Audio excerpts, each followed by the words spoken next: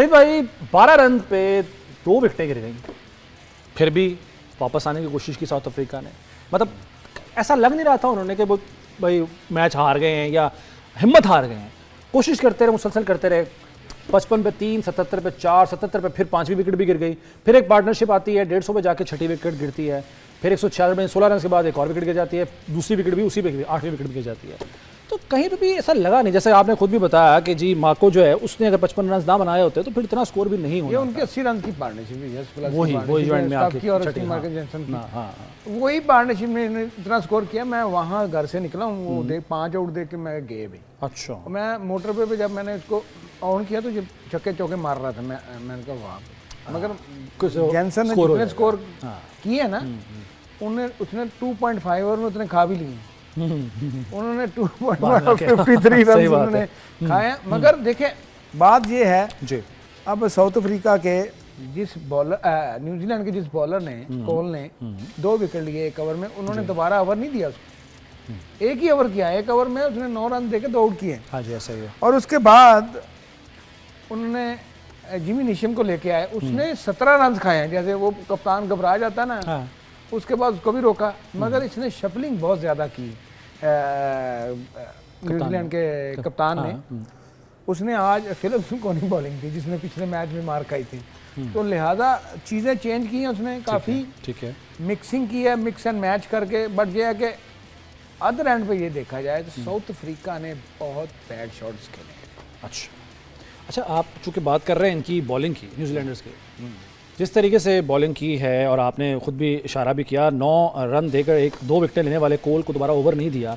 यही अगर इसी तरह की बॉलिंग और इस तरह की डिसीजन अगर किसी बड़ी टीम, अगर जो भी इंग्लैंड पहुंचती है या इंडिया पहुंचती है फाइनल में, उनके खिलाफ होगी तो वो नहीं बख्शेंगे। साउथ अफ्रीका तो आज चले खैर घबरा गया, आप इत्तेफाक करेंगे इस बात से?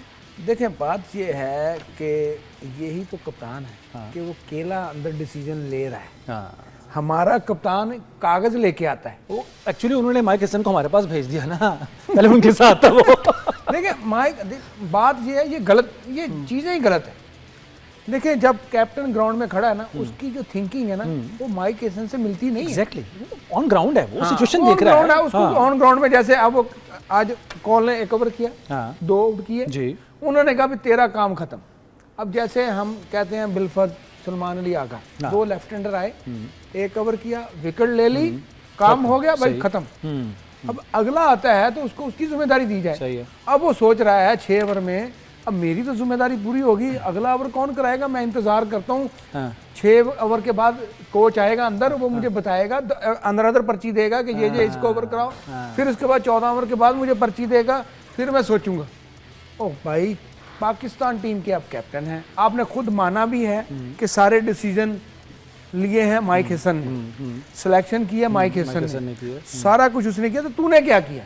अच्छा वैसे इसका पोस्टमार्टम भी करना है हमने, वो बहुत आगे टाइम मिलेगा क्योंकि इस पे बहुत तफसील से बात होने की ज़रूरत है, कप्तानी पर भी और जो कोच हैं उनकी कारकर्दगी पर ही। लेकिन अभी फिलहाल जरा न्यूजीलैंड पे बात कर लेते हैं। न्यूजीलैंड पहुंच गया जी फाइनल में, बड़ी अच्छी बात है। चुप करके, यस, स्लो एंड स्टडी है।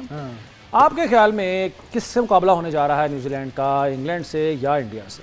दोनों की अगर न्यूजीलैंड का मुकाबला आया इंडिया से तो मुश्किल टाइम आएगा। अच्छा, न्यूजीलैंड के लिए, क्योंकि न्यूजीलैंड वहाँ 3 T20 में बड़ी मार खाई है उन्होंने इंडिया से, क्योंकि वो 11 से नहीं खेलते ना, वो 13 से खेलते हैं जी, 12-13 बढ़ के जितने भी है। उसके बाद देख लास्ट मैच में महर का जो इनसाइड एज का वो डिसीजन, वो शोर मचा रहे हैं। अगर आप साइड एंगल से देखें तो वो जो दिखा रहे हैं तो उसमें इतना गैप नजर आ रहा है।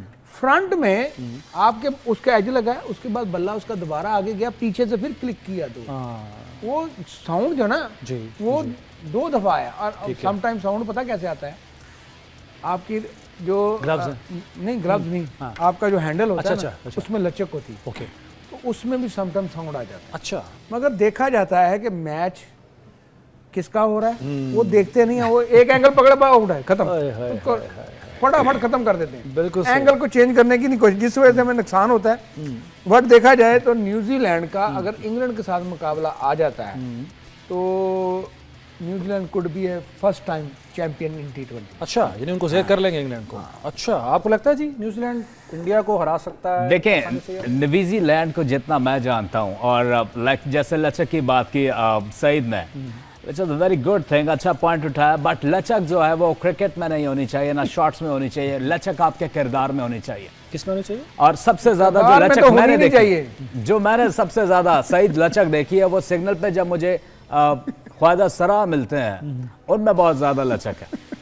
वो आपसे मांगते हैं कुछ या वापस ले जाने के लिए आते हैं आपको? उल्टा मुझे दे के जाते हैं, अच्छा, देखे जाते हैं। वो कहते हैं आप बड़ी मुश्किल दुआएं से देके survive जाते कर रहे हैं। Don't get me wrong, don't get me wrong, and he is laughing, ये लाफिंग स्टॉक बनाना चाह रहा है, बट मैं आपको बताऊं क्लियरली, मैग्निफिसेंटली, आगे तो डला मैग्निफिसेंट। मैं एक बात कहना चाहूंगा कि क्रिकेट, जितना बोलना बोल ले। देखिए क्रिकेट बाय चांस है, एक तो बाकरी साहब आएंगे और ऊपर से मेरा ये कलीग आ गया। क्रिकेट बाय चांस होता है और चांस कभी भी जाया नहीं होने देना। चांस वो का कभी जाया चांस जाया नहीं करते, कोई मैं- बात भी जाया नहीं करते। मैं बड़ी बुरी होने वाली है राजा जी मैं आपके करना साथ। नहीं देता चांस बाय जाया, मैं आपको बता दूं, सिंपल सी बात है।